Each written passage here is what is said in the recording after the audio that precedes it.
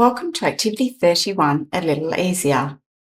In this activity, we will be using part, whole to write addition and related subtraction equations. First, I'm going to use my bond blocks to fill in the part, whole diagram. The diagram is a little more difficult than the bond blocks because the length of the blocks are related. The 7 is longer than the 3. Whereas in the diagram, the bars that we write the parts in are the same size.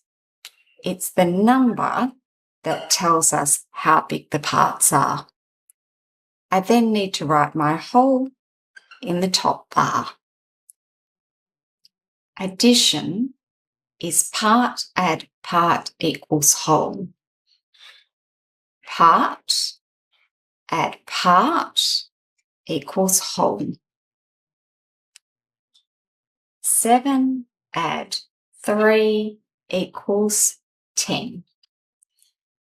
When I come to my next addition equation, I can swap the position of the parts with each other, but I must keep my whole in the same position. So I still have part add part equals whole. 3 add 7 equals 10. When I move to subtraction, I need to remember the whole is in this position. I need to pick up my whole block and put it in the first box in this position. I can then put my parts in the other two positions.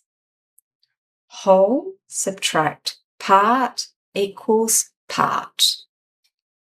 10 subtract 3 equals 7.